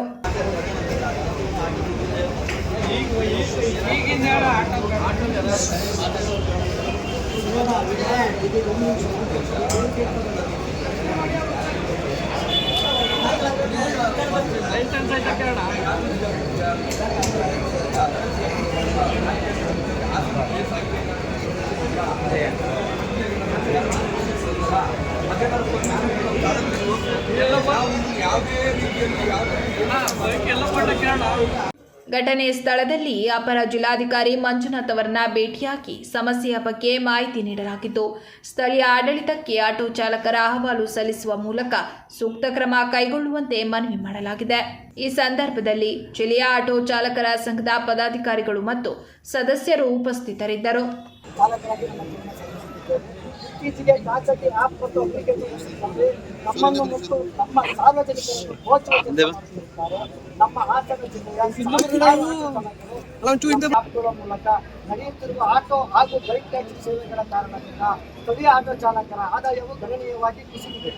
ದಿನನಿತ್ಯದ ಖರ್ಚು ಸಾಧಿಸಬೇಕೆಂದರೆ ಮಕ್ಕಳ ಶಿಕ್ಷಣ ಮತ್ತು ಕುಟುಂಬ ನಿರ್ವಹಣೆಗೆ ಆಟೋ ಚಾಲಕರು ತುಂಬಾ ಕಷ್ಟ ಅನುಭವಿಸುತ್ತಿದ್ದಾರೆ. ರಾಜ್ಯ ಸರ್ಕಾರ ಹಾಗೂ ಮಾನ್ಯ ನ್ಯಾಯಾಲಯದ ತೀರ್ಪಿನ ಮೇರೆಗೆ ಖಾಸಗಿ ಸಂಸ್ಥೆಗಳನ್ನು ರಾಜ್ಯಾದ್ಯಂತ ನಿಷೇಧಿಸಿ ಎಂಬ ಆದೇಶ ಇದ್ದರೂ ಸಹ ಮಧ್ಯವರ್ತಿಗಳಾಗಿ ಕಂಪನಿಗಳು ಅನಧಿಕೃತವಾಗಿ ಮತ್ತು ಆದೇಶವನ್ನು ತಪ್ಪಾಗಿ ಅನುಸರಿಸಿದೆ. ನಮ್ಮ ಆಟೋ ಚಾಲಕರಿಗೆ ಹಣದ ಆಸೆ ನಡೆಸಿ ಆಕ್ರಮಣ ಮಾಡಿ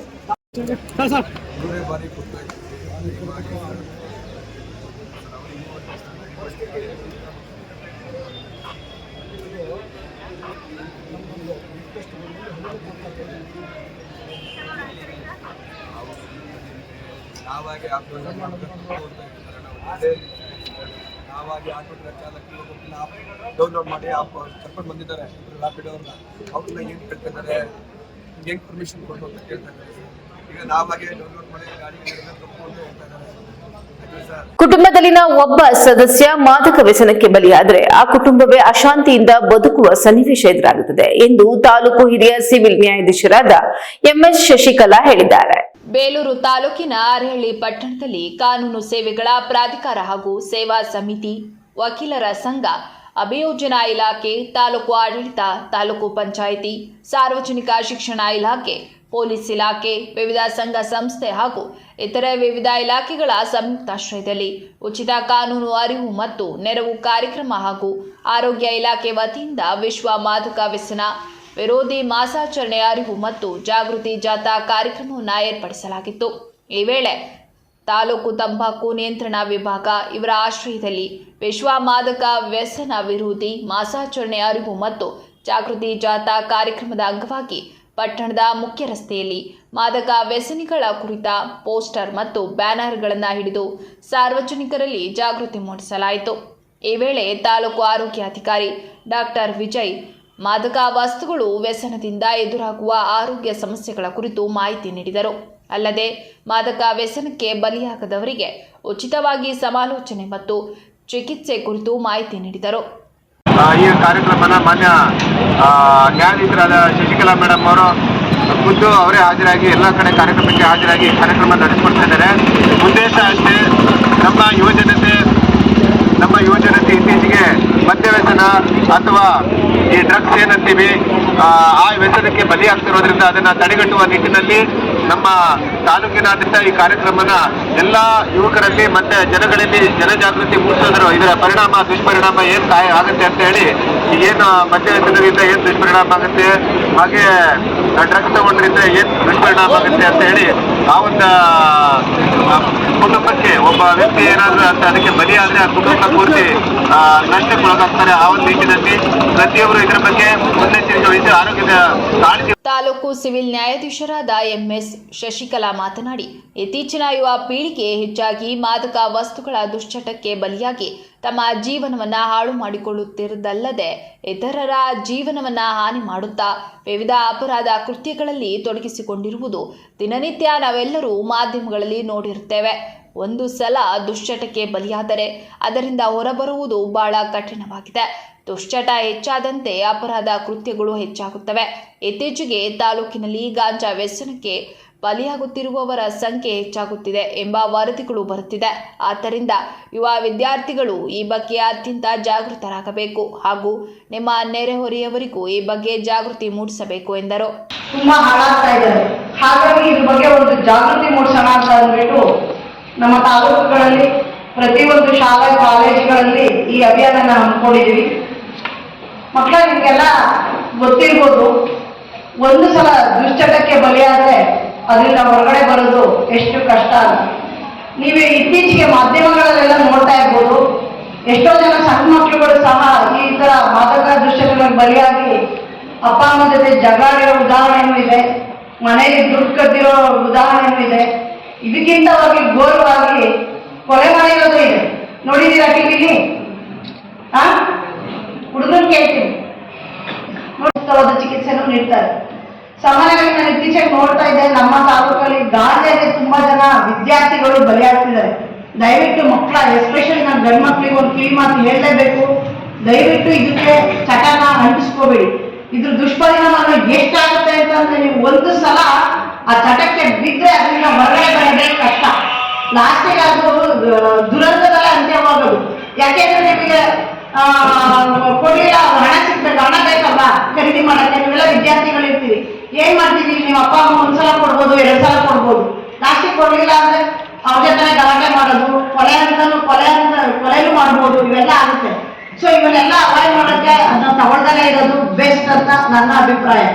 ಮಕ್ಕಳ ಇನ್ನೂ ಒಂದು, ಈಗ ನಿಮ್ಮ ಸುತ್ತಮುತ್ತಲೆಲ್ಲ ಯಾರು ಈ ಥರ ತಗೊಂಡಿರ್ಬೋದು, ದಯವಿಟ್ಟು ಅಂಥವ್ರನ್ನ ನೀವು ಸೂಕ್ತವಾಗಿ ಆಸ್ಪತ್ರೆಗೆ ಕರ್ಕೊಂಡು ಹೋಗಿ ಚಿಕಿತ್ಸೆ ಕೊಡಿಸಿ. ಯಾಕೆಂದ್ರೆ ಇವತ್ತು ಒಂದು ಒಳ್ಳೆ ಸಮಾಜನ ನಾವು ನಿರ್ಮಾಣ ಮಾಡಬೇಕು ಅಂದ್ರೆ ಎಲ್ಲರೂ ಕೈ ಜೋಡಿಸ್ಬೇಕು, ಒಬ್ಬರಿಂದ ಸಾಧ್ಯ ಇಲ್ಲ, ಹೌದಾ?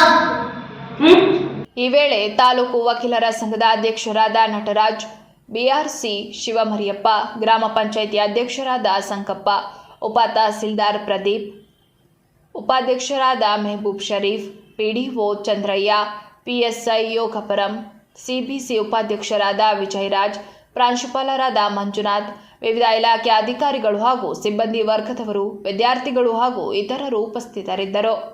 ಶ್ರೀ ಕ್ಷೇತ್ರ ಧರ್ಮಸ್ಥಳದ ಲಕ್ಷ್ಮಣ ದೀಪೋತ್ಸವದ ಹಿನ್ನೆಲೆಯಲ್ಲಿ ನವೆಂಬರ್ 18ರಂದು ನಡೆಯಲಿರುವ ಸರ್ವಧರ್ಮ ಸಮ್ಮೇಳನದಲ್ಲಿ ಖ್ಯಾತ ವಾಗ್ಮಿ ಹಾಗೂ ರಾಷ್ಟ್ರೀಯ ಚಿಂತಕ ತನ್ವೀರ್ ಅಹಮದ್ ಭಾಗಿಯಾಗಲಿದ್ದಾರೆ. ವಿಶೇಷ ಎಂದರೆ ಈ ಮಹತ್ವದ ಕಾರ್ಯಕ್ರಮದಲ್ಲಿ ಭಾಗವಹಿಸಲು ಕೇವಲ ಭಾಷಣಕಾರರಾಗಿ ತೆರಳದೆ ಪಾದಯಾತ್ರೆಯ ಮೂಲಕ ಏಕತೆಯ ಸಂದೇಶವನ್ನು ಹೊತ್ತು ತೆರಳುತ್ತಿದ್ದಾರೆ.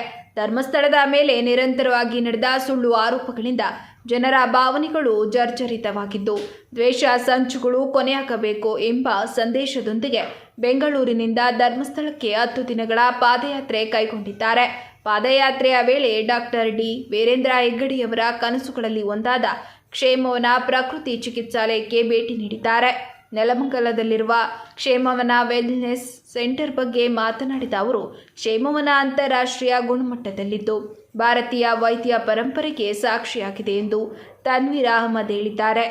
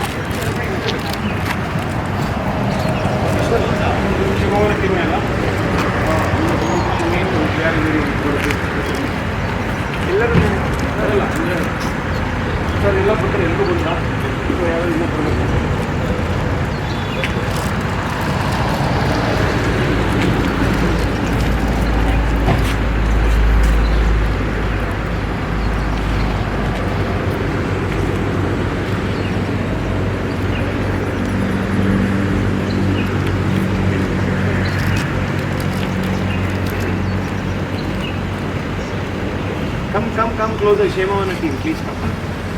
ಬನ್ನಿ ಮದ್ದೂರು ಟೀಮ್ ಬಂದ್ಬಿಟ್ಟು.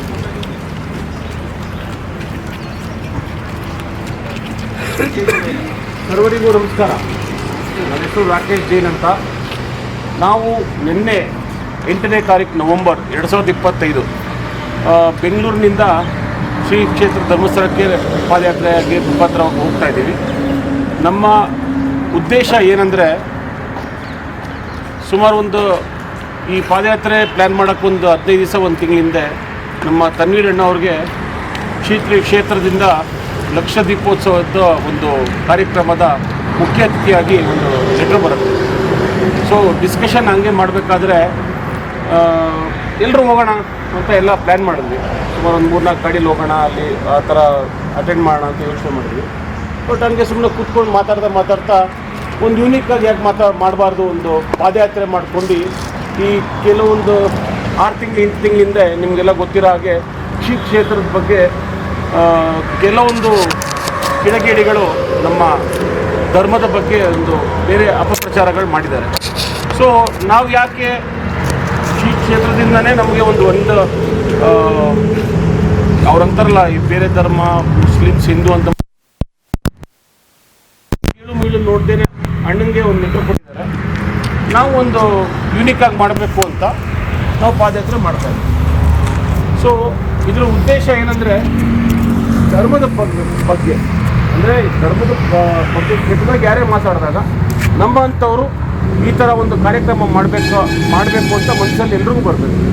ಸೊ ನಿಮ್ಮೆಲ್ರಿಗೂ ಕ್ಷೇಮವನದ ಟೀಮ್ಗೆ ರಿಕ್ವೆಸ್ಟ್ ಏನಂತಂದರೆ, ನಡೆಯೋದು ಮುಖ್ಯ ಅಲ್ಲ, ನಾವು ನಡೀತಾ ಇದ್ದೀವಿ, ನೀವು ನಡೀತಿದ್ದೀರಾ, ಬಟ್ ನೀವು ಎಲ್ಲರೂ ನಿಮ್ಮ ಮನೆಯವ್ರಿಗೆ ಅಥವಾ ನಿಮ್ಮ ಮೊಬೈಲಿರೋ ಕಾಂಟ್ಯಾಕ್ಟ್ಸ್ಗಳಿಗೆ ಎಲ್ಲರಿಗೂ ಈ ವಿಷಯ ತಿಳಿಸ್ಬೇಕು. ನಾವು ಏನಕ್ಕೆ ನಡೀತಾ ಇದ್ದೀವಿ, ನಮ್ಮ ಉದ್ದೇಶ ಏನು ಅಂತ, ಈ ಪಾದಯಾತ್ರೆ ಯಾಕೆ ಮಾಡ್ತಾ ಇದ್ದೀವಿ ಅಂತ. ಓಕೆನಾ? ರಸ್ತೆಯಲ್ಲಿ ಜನರನ್ನ ನಾವು ಹೋಗ್ಬೇಕಾದ್ರೆ ರಸ್ತೆಯಲ್ಲಿ ಮಾತಾಡ್ಸೋದು, ಅವ್ರಿಗೆ ನಮ್ಮ ಬಗ್ಗೆ ತಿಳಿಸೋದು. ಈಗ ನಾವು ಈ ಫ್ಲ್ಯಾಗ್ ಇಟ್ಕೊಂಡು, ಈಗ ನಾವು ಫ್ಲ್ಯಾಗ್ ಇಟ್ಕೊಂಡಿದ್ರೆ ಏನಪ್ಪ ಹಿಂದೂರು ಹೋಗ್ತಾರೆ, ಮುಸ್ಲಿಮ್ ಹೋಗ್ತಾರೆ ಅಂತ ನಾವು ಯಾವುದೇ ಸಿಂಬಾಲಿಕ್ ಆಗಿ ಹೋಗ್ತಾ ಇಲ್ಲ. ಅಲ್ಲಿ ನಾವು ಮಾನವೀಯತೆ ದೃಷ್ಟಿಯಿಂದ ಏನು ನಮ್ಮ ಪೀಠಾಧೀಶರಾದಂಥ ಶ್ರೀ ವೀರೇಂದ್ರ ಹೆಗ್ಡೆ ಅವರು ವಿತೌಟ್ ಎನಿ ಅವರು ಧರ್ಮ ನೋಡ್ದೇನೆ ಎಲ್ರಿಗೂ ಸೇವೆ ಮಾಡ್ತಾ ಬರ್ತಾಯಿದ್ದಾರೆ. ಹಾಗೆ ನಾವು ಯಾವುದೇ ಅಂದರೆ ಪ್ರಚಾರ ಮಾಡ್ಕೊಂಡು, ಪ್ರಚಾರ ಅಂತಂದರೆ ಈ ಫ್ಲ್ಯಾಗ್ ಇಟ್ಕೊಂಡು ಹೋಗೋದು, ಇನ್ನೊಬ್ರಿಗೆ ಹಿಂಗೆ ಡಿಸ್ಟರ್ಬ್ ಮಾಡೋದು, ಅದೆಲ್ಲ ಯಾವುದು ಮಾಡಬಾರ್ದು ಅಂತ ಬರೀ ಹ್ಯುಮ್ಯಾನಿಟಿ ಡ್ರೈವ್ ಪ್ರಕಾರವಾಗಿ ನಾವು ನಡ್ಕೊಂಡು ಹೋಗ್ತಾ ಇದೀವಿ. ಹಾಗೆ ತಾವು ನಿಮ್ಮ ಮೊಬೈಲ್ ಮುಖಾಂತರ ಇರ್ಬೋದು ಅಥವಾ ಮಾತಾಡ್ತಾ ಮುಖಾಂತರ ಇರ್ಬೋದು, ಜನರಿಗೆ ಹೆಚ್ಚಿನ ಸಂಖ್ಯೆಯಲ್ಲಿ ತಿಳಿಸ್ಬೇಕು ಅಂತ ವಿನಂತಿಸ್ತೀವಿ. ಧನ್ಯವಾದಗಳು. ಎಲ್ಲ ಸಹಕಾರ ಮಾಡಿದ್ದಕ್ಕೆ ನಿನ್ನೆ ಇದು ಮೇಯ್ನಾಗಿ ಇರಬೇಕು. ನಿನ್ನೆ ನಿಮ್ಮ ಏನು ಕ್ಷೇಮವನದಲ್ಲಿ ನಮಗೆ ಉಳ್ಕೊಳ್ಳೋಕೆ ಜಾಗ ಕೊಟ್ರಿ, ನಮಗೆ ತುಂಬ ಅದ್ಭುತವಾದದ್ದು ಒಳ್ಳೆ ಅನುಭವ ಆಯಿತು. ಆಮೇಲೆ ತುಂಬ ಖುಷಿ ಆಯಿತು ನಮಗೆ. ನಮ್ಮ ಎಲ್ಲ ಟೀಮನ್ನ ವತಿಯಿಂದ ನಿಮಗೆ ಕೈ ಜೋಡಿಸಿ ಬಹುತ್ ಧನ್ಯವಾದಗಳು. ಜೈ ಹಿಂದ್. ಬೋಲೋ ಭಾರತ್ ಮಾತಾ ಕಿ ಜೈ. Thank you very much. ನೋಡಿ, ಒಂದು ಮಾತು ಹೇಳ್ತಾ ಇದ್ದೀನಿ. ಕರ್ನಾಟಕದ SIT ತನಿಖೆ ಮಾಡೋಕ್ಕೆ ಅವ್ರು ತನಿಖೆ ಮಾಡ್ತಾ ಇದ್ದಾರೆ. ಸತ್ಯ ಬರಲಿ, ಹೊರಗೆ ಬರಲಿ. ಇವತ್ತವರೆಗೂ ಒಂದು ಬುರ್ಡೆ ಆಚೆ ಬಂದಿಲ್ಲ, ಇವತ್ತವರೆಗೂ ಒಂದು ಇನ್ಫಾರ್ಮೇಷನ್ ಆಚೆ ಬಂದಿಲ್ಲ. ನಾನು ಹೇಳ್ಬೋದು, ಇವ್ರ ಬಗ್ಗೆ ಅಪವಾದನೆ ಮಾಡ್ಬೋದು, ನಿಮ್ಮ ಬಗ್ಗೆ ಅಪವಾದನೆ ಮಾಡ್ಬೋದು, ಆದರೆ ಆ ಅಪವಾದನೆಗೋಸ್ಕರ ಸತ್ಯಾಂಶ ಇರಬೇಕು. ಏನಾದರೂ ಇದ್ದರೆ ನಾವು ಡೆಫಿನೆಟ್ಲಿ ಅವ್ರ ಪರವಾಗಿ ನಿಲ್ತೀವಿ. ಏನೂ ಇಲ್ದಾಗೆ ಊಹಾಪೂಹ ಮಾತು ಕೇಳ್ಬಿಟ್ಟು ದೊಡ್ಡದಾದಂಥ ಇಂಥ ಸಂಸ್ಥೆ ಬಗ್ಗೆ ಮಾತಾಡೋದು ಸರಿಗಿಲ್ಲ ಅನ್ಸುತ್ತೆ ಸರ್. ಸರ್, SIT ಹೇಳಿದೆ ಸರ್ ನಿಮಗೆ ಬುರ್ಡೆ ಈಚೆ ಬಂದಿಲ್ಲ ಅಂತ. SIT ಇನ್ಫಾರ್ಮೇಷನ್ ಬರುತ್ತೆ. SIT ತನಿಖೆ ಮಾಡ್ತಾ ಇದೆ. ಆ್ಯಂಡ್ ನಮಗೆ ಸಂಪೂರ್ಣವಾದ ವಿಶ್ವಾಸವಿದೆ, SIT ಬಗ್ಗೆ ವಿಶ್ವಾಸವಿದೆ. ಆ್ಯಂಡ್ ಈ ಧರ್ಮಸ್ಥಳದ ಬಗ್ಗೆ ಅದಕ್ಕಿಂತ ಹೆಚ್ಚದಾಗಿ ನಮಗೆ ವಿಶ್ವಾಸವಿದೆ ಸರ್. ಸರ್, ಈಗ SIT ತನಿಖೆ ಆಲ್ಮೋಸ್ಟ್ ಮುಗಿಯೋ ಹಂತಕ್ಕೆ ಬಂದಿದೆ. SIT ತನಿಖೆಯಲ್ಲಿ ನಮ್ಗೆ ನಂಬಿಕೆ ಇಲ್ಲ. ಬೇರೆ ಆಯೋಗಕ್ಕೆ ನಾವು ವರದಿ ಅಂದರೆ ತನಿಖೆ ನಡೆಸೋದಕ್ಕೆ ಕೊಡಿ ಅಂತ ರಿಕ್ವೆಸ್ಟ್ ಮಾಡ್ತಿದ್ದಾರೆ. ಇದು ಮುಂಚೆ SIT ಹೇಳಿದ್ದು ಅವರೇ, ಇವಾಗ SIT ನೋಡಿ, ಒಂದು ಮಾತು ಹೇಳ್ತೀನಿ. ಯಾವುದಿದೆ, ಒಂದು SIT ಇದೆ ಕರ್ನಾಟಕ ಸರ್ಕಾರದ ಕೈಯಲ್ಲಿ, ಅದಾದ್ಮೇಲೆ CBI ಇದೆ. CBIಗೆ ಕೊಡಿ ಅಂತ ಮೊಟ್ಟ ಮೊದಲಾಗಿ ಹೇಳಿದ್ದು ಯಾರು? ಕಾವಂತ್ರೆ ಹೇಳಿದ್ರಿಲ್ಲ, ಅವ್ರು ಹೇಳಿದ್ರು. ಯಾರಾದರೂ ಇಷ್ಟಾದರೂ ಅವ್ರಿಗೆ ಕಲ್ಮಶವಿದ್ದಿದ್ರೆ ಹೇಳ್ತಾ ಇದ್ರಾ? SIT ತನಿಖೆ ಇನ್ಫಾರ್ಮೇಷನ್ ಹೊರಗೆ ಬರುತ್ತೆ, ನನಗೆ ಸಂಪೂರ್ಣವಾದ ವಿಶ್ವಾಸ ಇದೆ. ನೋಡಿ, ಆಕೆಗೆ ವಿಶ್ವಾಸ ಇಲ್ಲ, ಆಕೆಗೆ ವಿಶ್ವಾಸ ಇದೆ ಅಂತ ಸಂಸ್ಥೆ ನಡೆಯಲ್ರಿ. ಸಂಸ್ಥೆಗೆ ತನ್ನದೇ ಆದಂಥ ಒಂದು ನಿಲುವಿರುತ್ತೆ. ಸಂಸ್ಥೆ ಯಾರ್ದು ಪರವಾಗಿಲ್ಲ, ಯಾರು ಅಗೇನ್ಸ್ಟ್ ಇಲ್ಲ. ಸಂಸ್ಥೆ ಸತ್ಯ ಪರವಾಗಿರುತ್ತೆ. ಆ್ಯಂಡ್ SIT ಇನ್ಫಾರ್ಮೇಷನ್ ಬರಲಿ. SIT ಇನ್ಫಾರ್ಮೇಷನ್ ಬರದೇ ಇರಲೇ ಈಗಲೇ ಇಷ್ಟೊಂದು ಡ್ರಾಮಾ ಮಾಡಿದ್ರೆ ಓನ್ಲಿ ಒನ್ ಇನ್ಫಾರ್ಮೇಷನ್ ನಾನು ಹೇಳೋಕ್ಕೆ ಇಷ್ಟಪಡ್ತಾ ಇದ್ದೀನಿ. SIT ಇನ್ಫಾರ್ಮೇಷನ್ ತನಿಖೆ ಬರುತ್ತೆ, ಅದಾದ ನಂತರ ನಾನು ನೀವು ಇದ್ರ ಬಗ್ಗೆ ಮಾತಾಡೋಣ. ಸರ್, ಈಗ ಯಾತ್ರೆ ಎಷ್ಟು ದಿನಗಳ ಕಾಲ ನಡೀತಾ ಇದೆ? ಯಾವತ್ತು ಅಲ್ಲಿಗೆ ಹೋಗಿ ಧರ್ಮಾಧಿಕಾರಿನ ಭೇಟಿ ಆಗ್ತದೆ? ಈ ಯಾತ್ರೆ ಇವತ್ತು ಪ್ರಾರಂಭವಾಗಿದೆ. ಇವತ್ತು ನಾವು ಸರಿಸುಮಾರು 40 ಕಿಲೋಮೀಟರ್ ನಾವು ಬೆಂಗಳೂರಿಂದ ಇಲ್ಲಿವರೆಗೆ ಬಂದಿದ್ದೀವಿ. ಇಲ್ಲಿಂದ 260 ಕಿಲೋಮೀಟರ್ ಬಾಕಿ ಇದೆ. ನಾವು 17ನೇ ತಾರೀಕು ಧರ್ಮಸ್ಥಳ ಸೇರ್ತಾ ಇದ್ದೀವಿ. 18ನೇ ತಾರೀಕು ನೋಡಿ ಯಾವ ಕಾರ್ಯಕ್ರಮಕ್ಕೆ ನಾನು ಹೇಳಬೇಕು, ಲಕ್ಷ ದೀಪೋತ್ಸವ ಅಂತ ಒಂದು ಕಾರ್ಯಕ್ರಮ ಪ್ರತಿ ವರ್ಷ ಧರ್ಮಸ್ಥಳದಲ್ಲಿ ನಡೆಯುತ್ತೆ. ಆ ಕಾರ್ಯಕ್ರಮಕ್ಕೆ ಅನೇಕ ಮಹಾನ್ ಭಾವರು ಬಂದಿದ್ದಾರೆ. ಆ ಮಹಾನ್ ಭಾವರದಲ್ಲಿ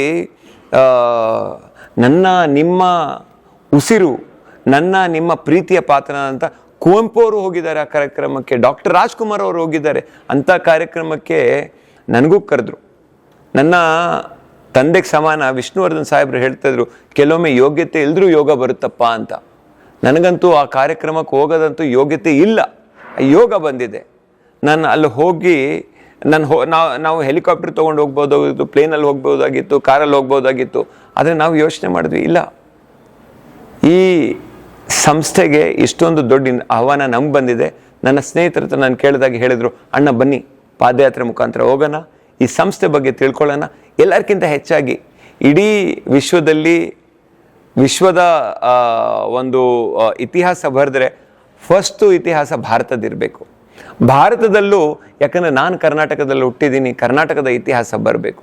ಈ ಕರ್ನಾಟಕದ ಪ್ರೀತಿ ನೋಡೋಕ್ಕೋಸ್ಕರ ನಾವು ಪಾದಯಾತ್ರೆ ಮುಖಾಂತರ ಎಲ್ಲ ಕರ್ನಾಟಕದ ಜನತೆಯನ್ನು ನೋಡ್ಕೊಂಡು ಹೋಗ್ತಾ ಇದ್ದೀವಿ.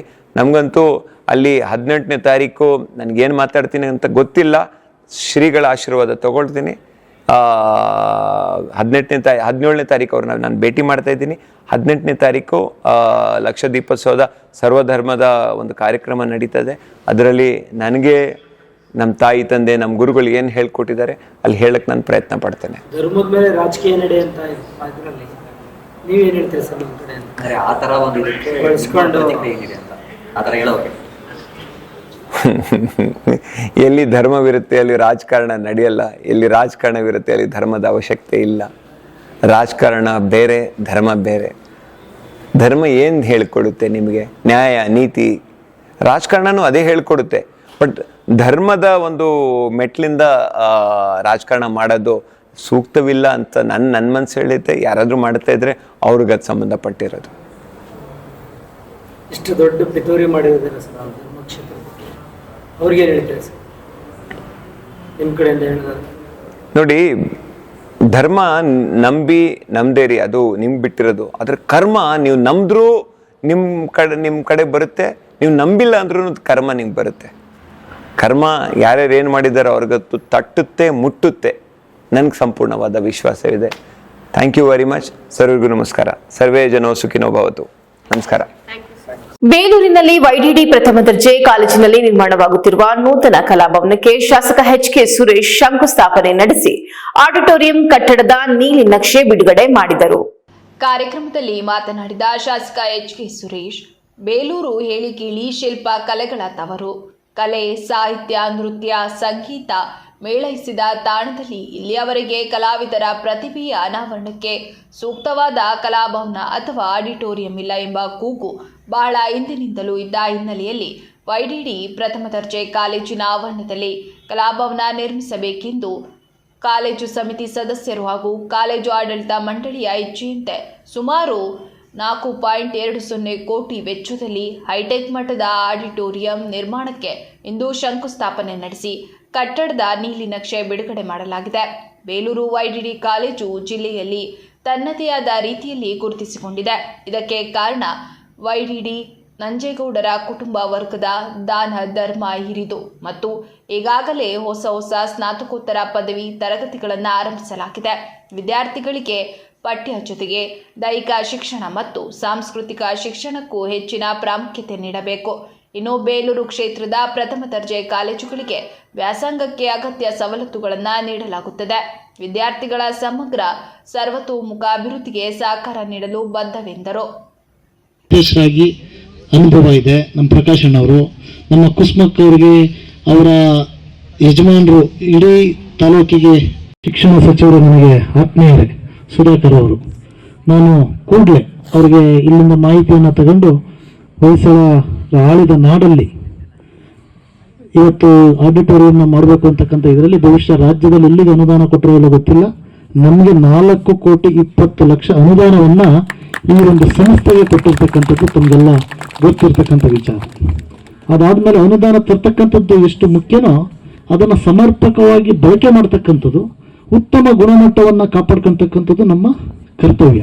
ಮಾಜಿ ಜಿಲ್ಲಾ ಪಂಚಾಯತ್ ಸದಸ್ಯ ಸಿಎಸ್ ಪ್ರಕಾಶ್ ಮಾತನಾಡಿ, ಶಾಸಕರಾದ ಎಚ್.ಕೆ. ಸುರೇಶ್ ರವರು ರಾಜ್ಯ ಸರ್ಕಾರದ ಇಂತಹ ಸ್ಥಿತಿಯಲ್ಲಿ ಕೂಡ ಅನುದಾನ ತಂದು ಬೇಲೂರಿನ ಅಭಿವೃದ್ಧಿಗೆ ಪೂರಕವಾಗಿ ಸ್ಪಂದಿಸಿದ್ದಾರೆ.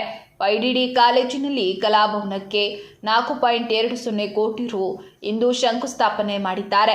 ವಿಶೇಷವಾಗಿ ಬೇಲೂರಿನ ಹೊಳೆಬೀದಿಗೆ ಸುಮಾರು 37 ಕೋಟಿ ರು ವೆಚ್ಚದಲ್ಲಿ ಸೇತುವೆ ಟೆಂಡರ್ ಪ್ರಕ್ರಿಯೆ ಸಿದ್ಧತೆಯಾಗಿದೆ. ಪಟ್ಟಣ ಮತ್ತು ಗ್ರಾಮೀಣ ಭಾಗದಲ್ಲಿ ರಸ್ತೆಗಳಿಗೆ ಒತ್ತು ನೀಡಿದ್ದಾರೆ. ಅವರಿಗೆ ಕ್ಷೇತ್ರದ ಜನತೆಯ ಪರವಾಗಿ ಅಭಿನಂದನೆ ಸಲ್ಲಿಸಬೇಕು ಎಂದರು. ಅನೇಕ ಟೀಕೆ ಟಿಪ್ಪಣರಾಗಿರೋದ್ರಿಂದ, ಉತ್ತಮ ಗುತ್ತಿಗೆದಾರರಾಗಿರೋದ್ರಿಂದ, ಬೆಂಗಳೂರಿನ ಅನೇಕ ಅಧಿಕಾರಿಗಳು ಇವರಿಗೆ ಸಂಪರ್ಕ ಇರೋದ್ರಿಂದ, ಆಮೇಲೆ ಮಿನಿಸ್ಟ್ರುಗಳಲ್ಲೂ ವಿಶ್ವಾಸ ಇರೋದ್ರಿಂದ ಈ ತಾಲೂಕಿಗೆ ಅನೇಕ ಅಭಿವೃದ್ಧಿ ಕಾಮಗಾರಿಯನ್ನು ತರ್ತಾ ಇದ್ದಾರೆ. ಈಗಾಗಲೇ ಗೊಟ್ರಹಳ್ಳಿ ಒಂದು ಬ್ರಿಡ್ಜು ಮತ್ತು ರಸ್ತೆ ಇಲ್ಲಿ ಈ ಭಾಗಕ್ಕೆ, ಆಮೇಲೆ ನಮ್ಮ ದಬ್ಬೆ ಕನ್ನಾಪುರ ರೋಡಿನ ಒಂದು ಕೆಲಸ ಇರ್ಬೋದು. ಈಗಾಗಲೇ ಟೌನ್ನಲ್ಲೂ ಸಹ ಈಗ ಅದು ಟೆಂಡ್ರಿಗೆ ಹೋಗಿದೆ ಅನ್ನೋ ಕಾಣುತ್ತೆ. ಹೊಳೆಬೀದಿಯ ಒಂದು ಬ್ರಿಡ್ಜು 60 ಕೋಟಿಗೆ ಮಾಡಿಸ್ತಾ ಇದ್ದಾರಂತೆ, 30 ಕೋಟಿ ಇದ್ದಿದ್ದನ್ನು. ಹಾಗಾಗಿ ಆ ಕೆಲಸವೂ ಆಗ್ತಾ ಇದ್ದಾವೆ. ಇವೆಲ್ಲ ಅಭಿವೃದ್ಧಿ ಕೆಲಸಗಳು. ಕಾರ್ಯಕ್ರಮದಲ್ಲಿ ವೈಡಿಡಿ ಪ್ರಥಮ ದರ್ಜೆ ಕಾಲೇಜು ಪ್ರಾಂಶುಪಾಲ ಡಾಕ್ಟರ್ ಮಹೇಶ್, ಕಾಲೇಜು ಸಮಿತಿ ಸದಸ್ಯರಾದ ವೈಎನ್ ಮಲ್ಲೇಶ್ ಗೌಡ, ವೈಸಿ ಸಿದ್ದೇಗೌಡ, ಅಜಿತ್, ಕುಸುಮ, ಗುತ್ತಿಗೆದಾರರಾದ ರವಿಶಂಕರ್, ಕಾಲೇಜು ಪ್ರಾಧ್ಯಾಪಕರು, ಆಡಳಿತ ಮಂಡಳಿ ಸದಸ್ಯರು ಹಾಗೂ ವಿದ್ಯಾರ್ಥಿಗಳು ಹಾಜರಿದ್ದರು. ಈಗ ಮತ್ತೊಮ್ಮೆ ಹೆಡ್ಲೈನ್.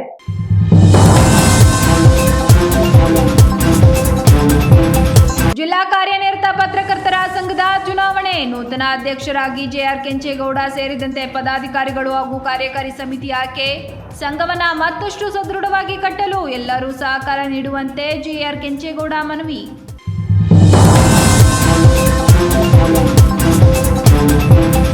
ಕೇಂದ್ರ ಕಾರಾಗೃಹದಲ್ಲಿ ಉಗ್ರರಿದ್ದಾರೆ ನಿಜ, ವಿಧಾನಸೌಧದಲ್ಲಿ ಅವರಿಗೂ ಮೀರಿದ ಉಗ್ರರಿದ್ದಾರೆ. ಕಾರಾಗೃಹದಲ್ಲಿ ಅತ್ಯಾಚಾರಿಗಳಿಗೆ ಉಗ್ರರಿಗೆ ರಾಜ್ಯಾತೀತಕ್ಕೆ ತೀವ್ರ ಆಕ್ರೋಶ. ಕೇಂದ್ರ ಸಚಿವ ಎಚ್.ಡಿ. ಕುಮಾರಸ್ವಾಮಿ ಗಂಭೀರ ಆರೋಪ.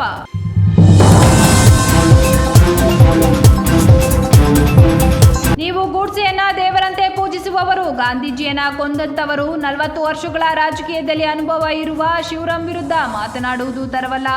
ಬೇಲೂರು ಕೆಡಿಪಿ ಸಭೆಯಲ್ಲಿ ಶಾಸಕರ ಹಾಗೂ ಕೆಡಿಪಿ ನಾಮಿನಿ ಸದಸ್ಯರ ನಡುವೆ ತೀವ್ರ ವಾಗ್ದಾಳಿ.